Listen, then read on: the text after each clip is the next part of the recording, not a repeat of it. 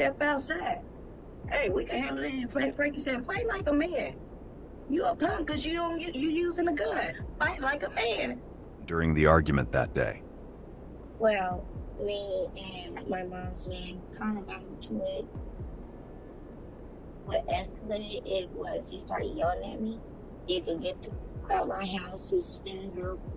And then he said, you're a bum, you don't have nowhere to go. All right, so Reaction to the devastating news, so they asked her mother to call her. Would you call her and just have him come down here? That way it'll make it easier. Hey, babe. You got your sister? Yeah. Frankie. Are you serious? Frankie. Hey, all I have to do is tell them why her and Frankie got into it. They want to know. Alright, what's up with the YouTube fam? I'm back again with another video right now. Listen, the title of this video says that a stepfather and stepdaughter argument ends with one losing their life. Now, look, I don't know exactly what the hell took place or what led up to this situation, but I want to say RIP to whoever lost their life. It's just tragic and unfortunate when a lot of people can't come together as one. But, you know, sometimes, man, shit just don't go how we want it to, and it's just life. But, you know, it's coming for stepfathers and stepdaughters and stepfathers and stepsons and stepmothers. Y'all know all of that. It's coming for people to clash heads, but I feel like once you know that something is too toxic, I feel like you should just get the hell away from it. If you keep on getting into it with somebody else's child, it's time for you to go, and vice versa if they're of age. If you can't get along with who your mama and them dealing with, get the hell away. But I just be feeling like, you know, it shouldn't be like that. It's family, but you know, it's easier said than done. Shit be happening and everything be all over the place. It's just so common for things like this to happen, and I really do hate that. But I want to say, man, look, let's go ahead and jump straight into this whole situation, and I want to know your thoughts and opinions on this, and let me know your interaction that you ever had with your stepfather or stepmother that you just didn't like. Or, you know, just break it down to us. Just been to us a little bit if you want to. Now, if you don't want to, we ain't doing no tripping on none of that. I just want to connect with y'all a little bit more on that. But, yeah, man, y'all make sure y'all go down there and get y'all some tickets. Take a chance at winning this 2025 GMC that I'm giving away August the 2nd or August the 3rd. One of those days, I will be giving that damn car away to one of my supporters. So go down there while the ticket sale is available. Get y'all as many tickets as y'all want to get. Make sure you subscribe to the channel, and you are automatically entered into winning this sweepstakes. May the best person win out there. Good luck to everybody. It's yours right out once you leave me. I got the title in hand, so yeah, it is what it is. But anyway, let's go ahead and jump into this whole situation and see what's going on. Can you please start right? Hey, I need you to tell me the address hallway. Take a breath, take a breath for me. Are you with us right now? Yes. Alright, let me get you in the ambulance. This chilling 911 call sent police racing to the crime scene. There they found 51-year-old Frankie Owens bleeding from a gunshot wound. Damn, While he was Frankie. rushed to the hospital, officers questioned his fiancée. But soon the detectives would confirm his fiancée's worst nightmare. Damn, Frankie. However, soon she would find that her daughter had revealed a horrifying secret, one that would change everything in an instant. Did she kill him?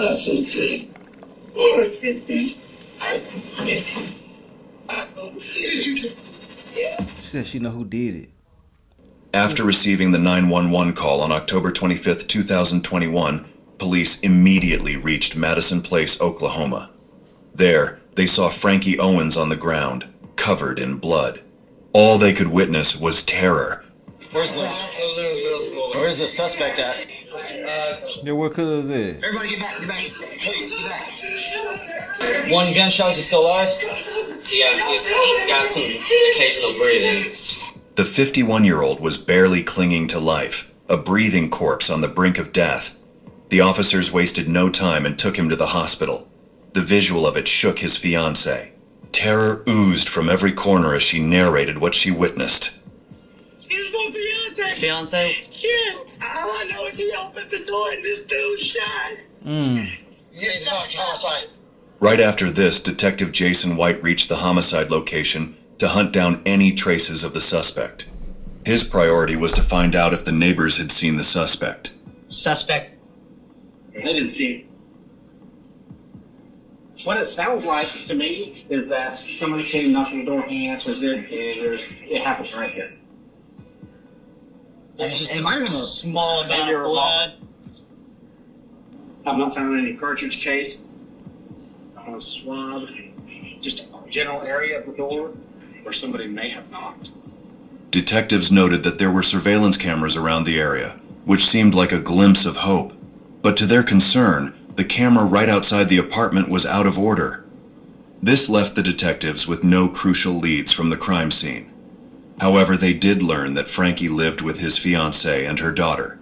That is where they got a crucial piece of information. The fiancée said the suspect might have fled toward a nearby apartment complex. However, the most heart-wrenching news was that Frankie couldn't be saved. Officers decided to inform the family later, and before that, they had some serious questions to ask. Hereby, Frankie's fiancée and youngest daughter were taken into custody for the homicide investigation. Frankie's fiancée was devastated by what she saw and cried throughout the interview. The detectives decided to keep the information of Frankie's death to themselves until they got every information from her. What is that?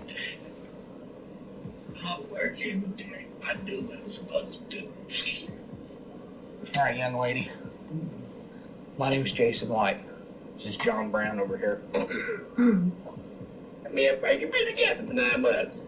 When asked about what had happened the day prior, she revealed that her middle daughter, who was in her mid-20s, had come to stay at her house a night prior, along with her 2 kids. My daughter was over last night. I mean, she didn't have nowhere to go. She just came back down here from Topeka, Kansas. She's getting a place, get ready to get a place. I don't know where yet. They were staying with a friend in St. Thomas.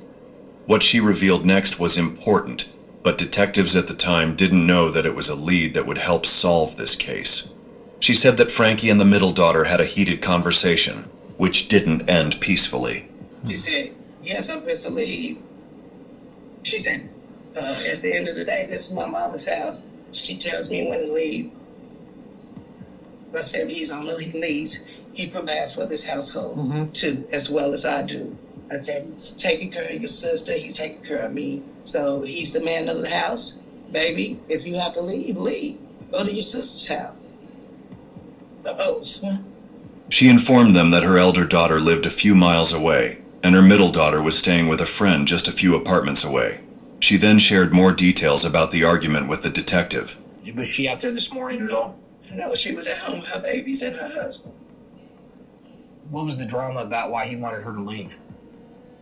Frankie was upset, and she started jabbing back at him. He called her stupid. Yeah, I mean, talking about you crack D and all this stuff. I was like, Frankie, that's my child, honey. That's my child. Please don't do her like that. And she said, well, I just leave. Mama, I'm not trying to disrespect your house. Oh, she took both her kids this morning and... Yes. How'd she leave? She drove her car. Okay, what kind of car is that? Chrysler 300 or something. Okay. The fiancé explained to the detectives the horrific scene she had witnessed happening to Frankie. Next thing I know, there's knock come on the door. Like maybe 5-10 minutes later. It's this young dude that looked like this dude I heard on the street called JP. Oh shit, JP ass in trouble. Frank said, what's up, man?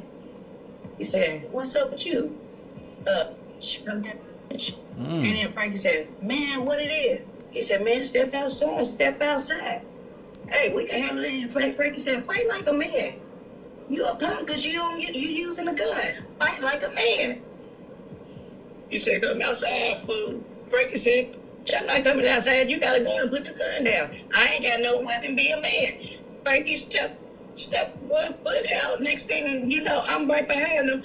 Frankie falling back on me. And I'm like, what the crap? Was JP her boyfriend? What's going on? Shit. Frankie, we ain't had no trouble with nobody. This man is not from here. I don't know what to tell his mama. Okay. She's in Virginia. However, the detectives handled the situation carefully and tried gathering every detail they had of the suspect. So Jay Penny, has he been over at the house before? No. Okay. What was he wearing? He was wearing a hoodie. I didn't see the shirt. He had on some blue jeans. And he had a gun right here. Oh, she didn't I don't know identify him. sizes of guns, but it was a big gun. Okay. So he had a gun on his side. Yeah, in his hoodie. So describe him head to toe the best that you can. He might be your height. I don't know, but he's dark skinned, have dreads, and he's real skinny. So, if we showed you some pictures, you'd be able to say this is the boy that shot Frank. Yes. As the fight between Frankie and the middle daughter was concerning and violent, the detectives tried to find out if there was any linkage between the middle daughter and the suspect, Jequan Devonte Penny. So let's go backwards real quick. So your daughter had just left. Is this somebody that knows your daughter? That maybe... I don't know. That's the thing. I don't know. He looked like he went to school with my girls. Mm-hmm. But they say they don't know him. Does she have a boyfriend currently? He's locked up in David L.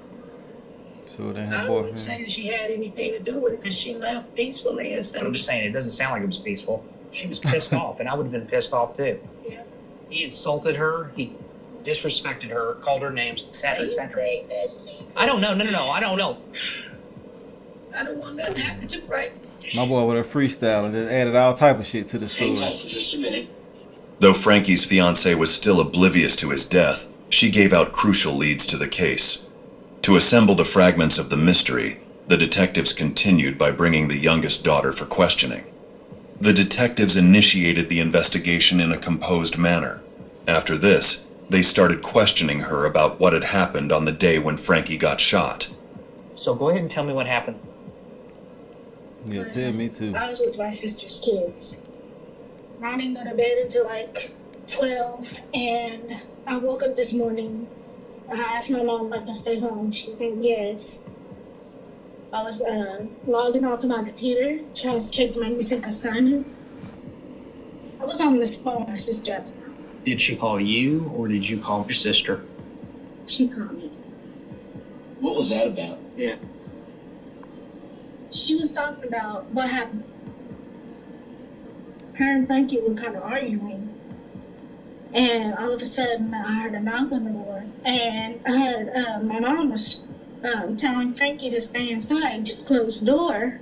And so I was just staying in my room. Mm-hmm. You're doing great. You're doing good. Frankie was talking about, I see you have your gun to the side. Mm-hmm. Put it down, fight like a real man. And so they were arguing for a little bit. And all I heard was a pound, and then I started to smell like gun smoke, something like that. I ran in there, see what was going on. It was to the ground, looked like he was having a seizure. So I was crying, and I told my sister on the phone, he got shot. Somebody shot him. Somebody shot Frankie. They posed the final question, and her response was just as they had anticipated. Okay. Has your sister, she acting pretty upset about what's happened, or? And be honest. What'd she say? Oh, Lord. I mean, he called her a lot of bad names, so it wouldn't be unusual for somebody not to be that upset about it. So be honest and tell me. Yeah, she's a little bit upset. Where's she at right now? She's with my sister. It's her and her husband's place. All right. You think your sisters would be willing to come down here? I think so. Okay. The detective's suspicion directly fell on the middle daughter, believing she was connected to the shooting. One thing I will say, Frankie wanted to box like a man. They both done said the same thing, and I believe it. You can tell he looked like one of them old schools that'll whoop your ass or want to whoop your ass, you know what I'm saying? But for him to actually get his life taken by a YN the way that he did is crazy to me. You know, now, true enough, now if he put his hands on the daughter, then I can understand more of why a person would take someone's life behind that. Not saying it's justifiable and things like that. I don't want to promote violence, but y'all know where I'm coming from and what I really mean. But you know, keep your hands to your goddamn self. But you know, just from a simple argument, I don't feel like it should have went this far. You know, with him getting his life taken, everybody in that goddamn house know who did what. I'm telling you, and they heard every damn thing. It must have been a lot of commotion to where the whole house was at attention, and then whatever happened, happened. Now, I'm not saying JP done did nothing because I don't know, but when they mentioned him from the beginning and knew his name and they already done wrote his full name out, yeah, they on his ass. Let's get back into it, though. Determined to find her, they tracked her down to her reported location, where they found a crucial clue. That's it. Hey, Mark. I think we got the Chrysler 300 for sure. When the detectives arrived at the location and knocked on the front door, no one answered. However, a neighbor was willing to speak with them and provided crucial information they needed at that moment. Hi. Appreciate it.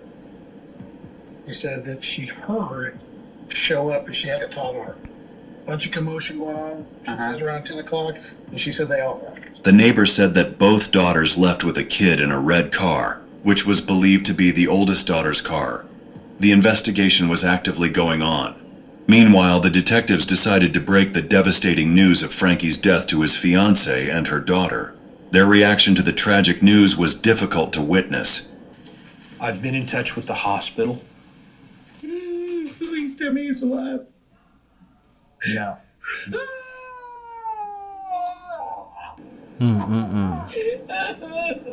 R.I.P. my boy Frankie, man. Damn. You're going to be strong for your mother, okay? I'm sorry to the both of you. I really am sorry. We just need to figure out who did this. The detectives wanted to observe the oldest daughter's reaction to the devastating news, so they asked her mother to call her. Would you call her and just have him come down here? They playing all That type way of it'll make it trickery. easier. Well, they trying to do everything. Hey, babe. You got your sister? Yeah. Frankie's dead. Oh, you serious? Frankie's dead. Hey, all I have to do is tell them why her and Frankie got into it. They want to know. Okay, they on their way. All right, so I gotta go. I love you.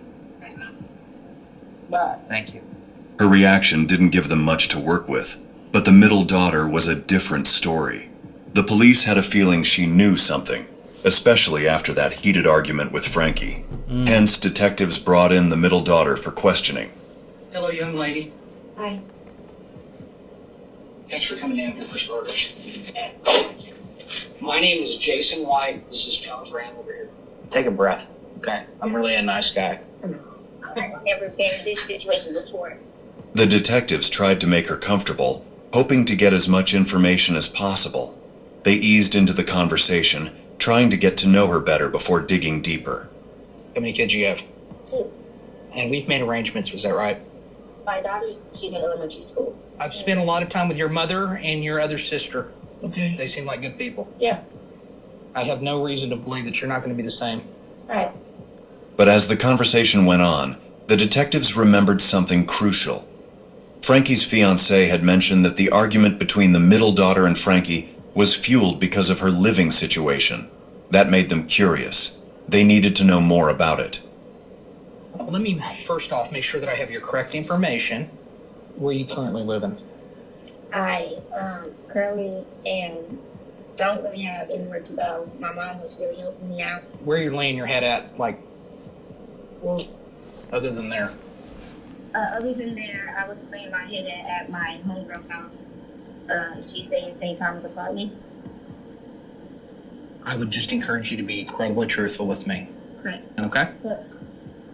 I understand that there was some sort of an incident that occurred.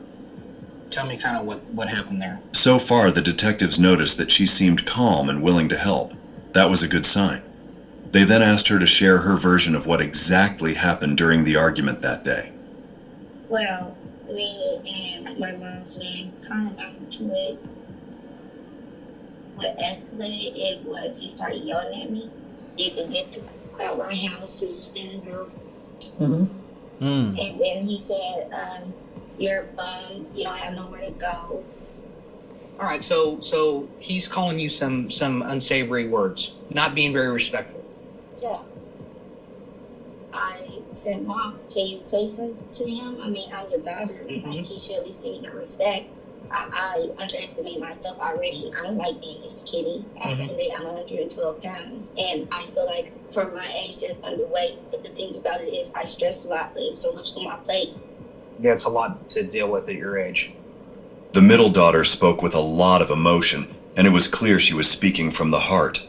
Sensing this, the detective leaned in, nodding along, trying to make her feel heard. The more comfortable she felt, the more likely she was to reveal something crucial. But she was taking up for the both of us because she loved the both of us. Of course. Understandable. And I told him the day before this all happened that I loved him. So to hear this come out his mouth. I you know what? 100% I agree with you. That's not right, what happened, okay? So what happened next? I left and I went to my friend's house. Did anybody come over while you were there? No. Okay. She denied meeting anybody at her friend's apartment, but what she didn't know was that they had already uncovered crucial footage. One that was about to make her go from a concerned daughter to a potential suspect. Before even calling the middle daughter in for questioning, the detectives had already traced her movements from that day. And that's when they found it. The crucial piece of evidence. Something that happened just 20 minutes before the 911 call. So there's her card. The damn 300. She goes in an apartment. They kept scanning the footage, waiting for anything unusual. And then it happened. Just 5 minutes later, they caught a crucial movement. A black Honda pulled up near the apartment. Moments later, an individual matching the description given by Frankie's fiancée, a black male in a blue hoodie, stepped out of the car. Without hesitation, he walked straight into the same apartment the middle daughter had just entered. After a few minutes, the man in the blue hoodie was seen exiting the apartment and headed towards Frankie's apartment. Then 10 minutes later, they spotted the man rushing back into the apartment. He stayed inside for a few moments before stepping out again, moving quickly toward his car. Something was definitely off.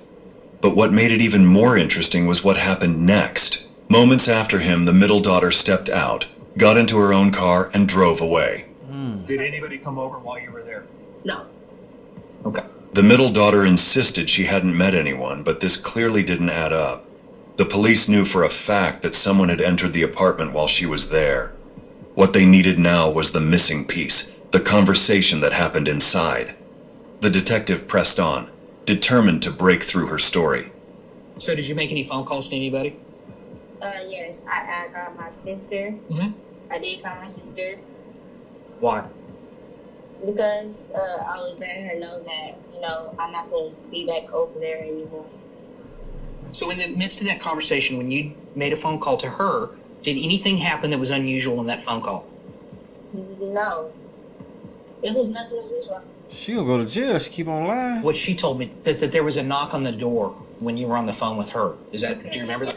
Okay. I don't know if I remember a knock, but I was on the phone with my sister, and I know we hung up, and she called me back, and she said, oh my gosh, Frankie got shot. That's all I remember. Okay.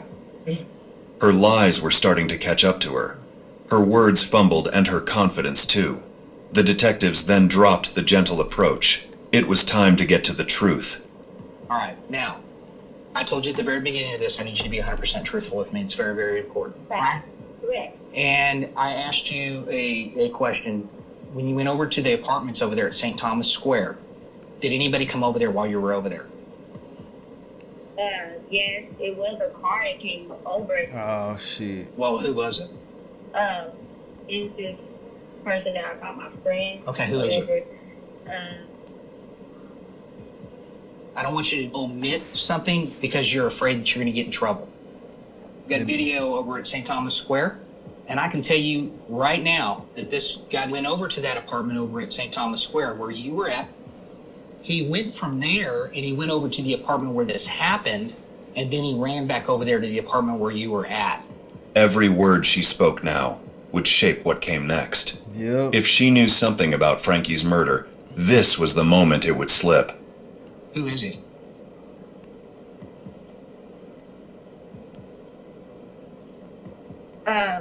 His name is Jequan.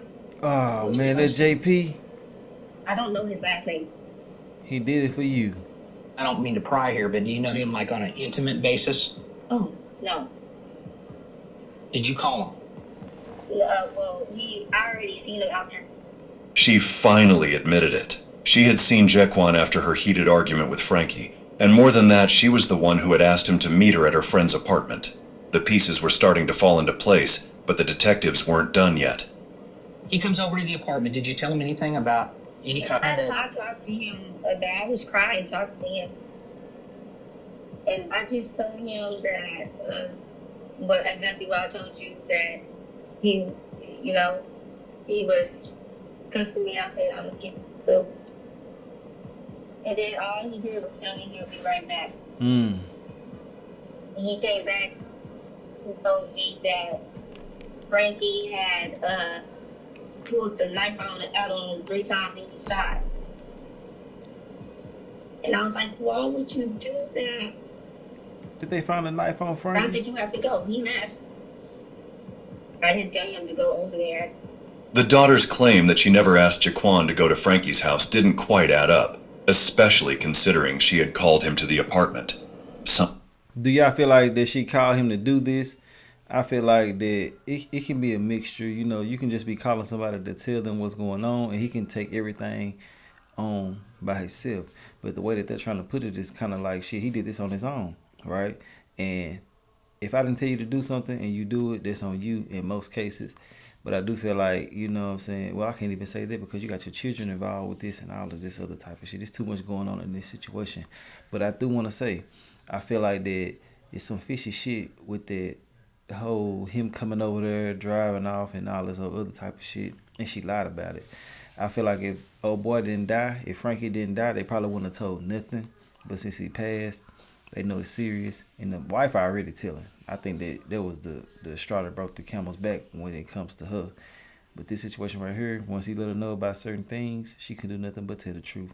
But it's best just to deal with certain shit the best way that you can by not indulging in no negativity. It's easier said than done, though. But let's get back into it. Felt off. Did he leave the gun? No, he didn't leave the gun. He did not leave the gun at all. Okay, did you see the gun? I did not see the gun. Has he tried to call you since? After that, once or twice, and I was just basically telling him, you don't need to call my phone anymore. Because then he took it to a whole nother level. And he was like, so you gonna snitch on me if something happened? I got scared. What did you say? I said, he says, you gonna snitch on me if something happened? I said no. Well, I'll give you credit anyway, because we could have sat in here for 2 hours and just completely wasted our time, but you didn't do that. So I do appreciate that. Of course. They needed to pin down the exact moment Jequan last spoke to the middle daughter. His final movements were crucial. Where did he go? Tell me he was going back north. He went back north to his destination. You got any issues with us going through your phone? No, I don't. You go through the phone. Did you delete anything on this phone? You ever find the deleted call log? Oh, shit. I deleted the number because he tried to call me. Is Jequan going to tell me the same story you just told me? He should, because that's the truth. Is he going to tell me you sent him over there to that apartment to kick his ass or something? No. Yeah, I'm ready to hear it from him. Am I going to jail? I'll tell you what. Right now, are you wearing any handcuffs? No. If I find out you're not telling me everything, we're going to have a real problem, okay? I know that this isn't something that you probably intended to happen, but it did. I'm going to have faith that you're telling me the truth, and you're going to walk out of here today. The middle daughter told the police everything she claimed to know, but there was still one crucial thing left, to make her confess the truth. Not just to the detectives, but to her mother. Mama, hey, they know what to do. Okay? What? You not in trouble on nothing? What you crying for? I know, it's just, I love you guys. That's what you say. What? Did you take? Yeah. Is it? Boy, did it? Mama, no hell. He was supposed to go. He was supposed to go on to me at the same time. And I started crying, telling him. He said he didn't say in no a harmful way or whatever. I'll be right back, like he was mad or whatever. I just told him or whatever. He was like, okay, sis, you gonna be okay. I'll be right back. And after that, that's when he went over there. But I didn't know they was going over there to do that, Mom. I just said, hey, I'm not mad at you. You mad at me doing? I know who did it. I told the truth. At the day, I didn't know that happened. I swear to God. The pieces were falling into place, but one key detail was still missing. What's that? The exact motive. To track down Jequan and confirm his involvement, they needed to be sure. They laid out a lineup of images in front of Frankie's fiancée, the only eyewitness to the shooter. Detective Warren here is going to show you a series of pictures. Sorry about this thing, man. I saw you guys go through some stuff like that. But right now, you look at these. Mama, no.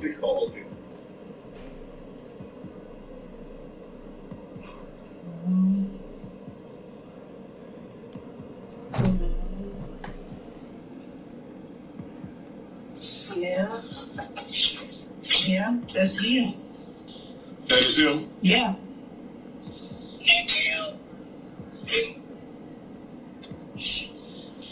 Okay. Thank you, man. I appreciate it, okay? Now, it was time to track down Jequan. Uh-oh. Keeping a safe distance, they parked a little away from his residence at Newport Shores Apartments. Then they finally saw his black car. This meant there were high chances of him being inside the house. I think it's Our target suspect vehicle is at his house. We got probable cause for Mr. Penny in reference to this homicide. Figure out how we want to tactically approach this house and eventually go make contact. The police waited outside the house calling for Jequan to come out. They announced their presence, but there was nothing but silence. He better come on out. Finally, his father stepped outside, eyeing the officers.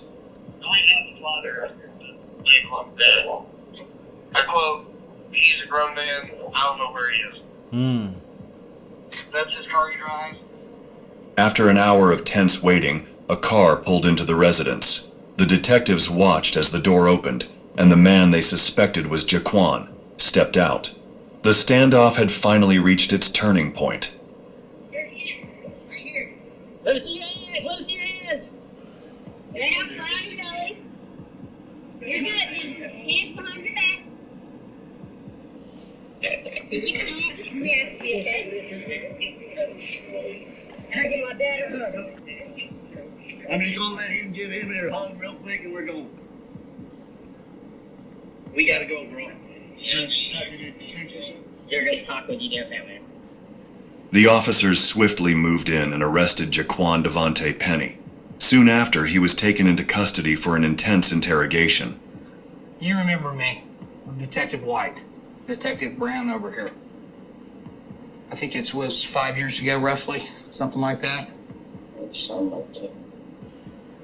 Well, Jequan, I liked you a long time ago. You're a lot taller than you. You've grown up. What's your highest level of education? You're smarter than most college students. I would agree. I was impressed with you the last time. The detective recalled that Jequan had a troubled history. A record from August 8, 2014, when he was booked in Tulsa County for possessing marijuana and resisting arrest. Then on May 6, 2019, he was booked again in Tulsa County for transporting loaded firearms in a vehicle. That past only deepened the gravity of the situation. All right, well, let's start off with today. This morning. Tell me about your day.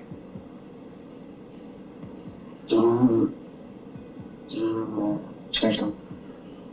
Last night her car ran into the nurse. She was telling me that her mother's boyfriend was in the waiting room was her. Okay. She left clothes over there. She had told me that he wasn't there, he left. When I asked her was he at the house, she had said no. So I was going out there to go get that clothes. He opened the door. He rushed outside with a knife. Jequan claimed that it was Frankie who had attacked him first. My gun. I shot. Okay, so you shot? I shot the gun, so. How many times did you shoot? So one time I shot the guns. I didn't even know where he got hit at. What did he say when he opened the door? Listen to the discussion. Like I opened the door, her mom's ran toward me, rushed behind her with a knife. And this lady was trying to do something. When you first saw the knife, why didn't you just turn around and leave? It's like I'm talking to her mom. I literally told her, Mom, I'm over here to come get that clothes.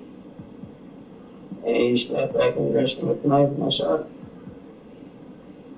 You weren't scared of it at that point, right? No, I will.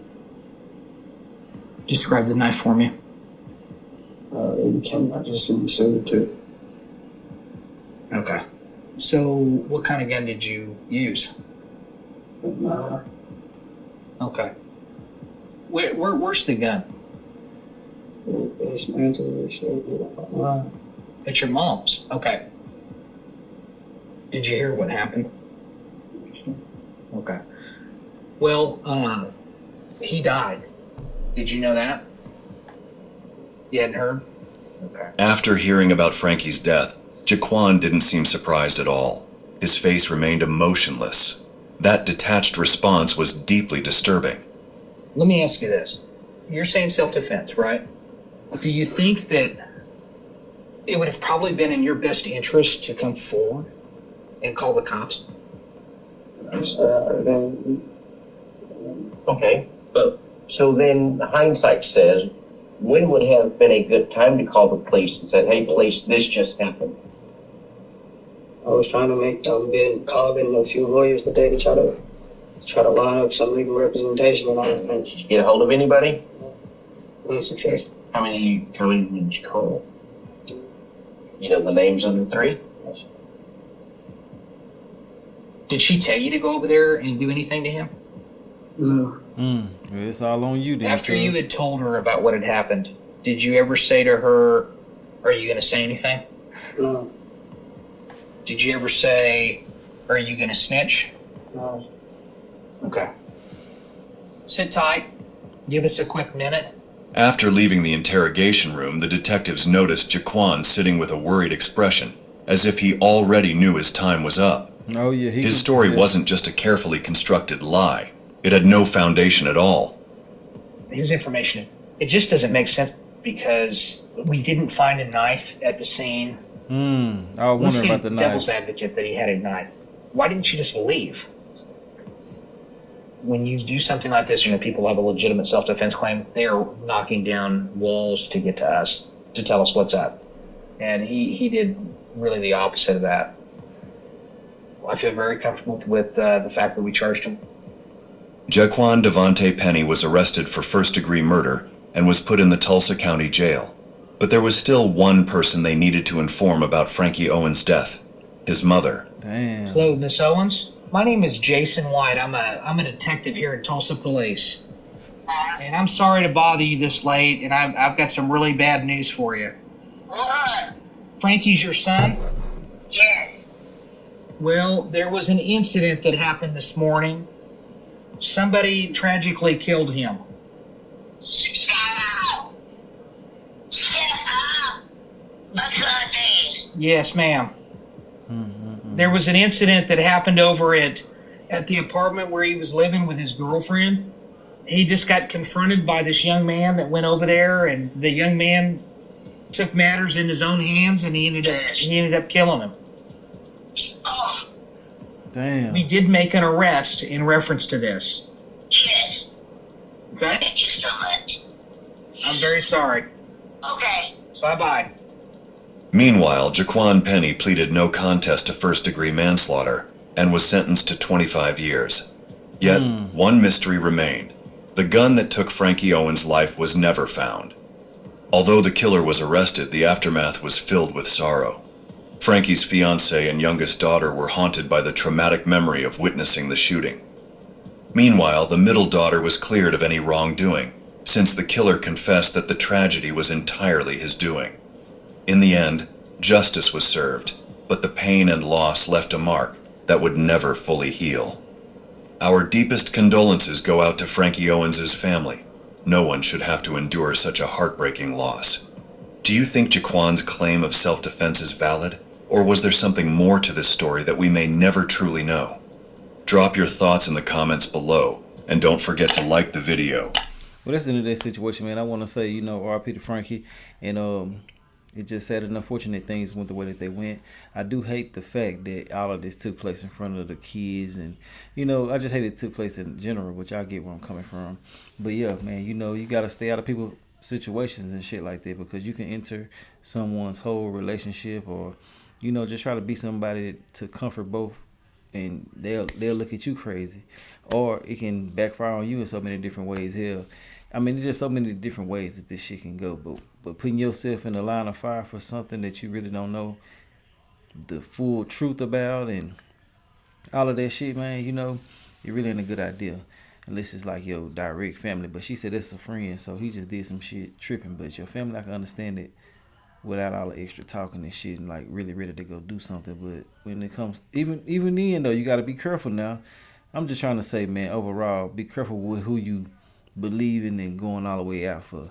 And I always know that it's a big possibility that they'll forgive the other person and never forgive you. So, you know, it is what it is. But let me know your thoughts and opinions on the situation. If you made it to the end of this video, I definitely do appreciate y'all. And I will holler at y'all later on another video. All right.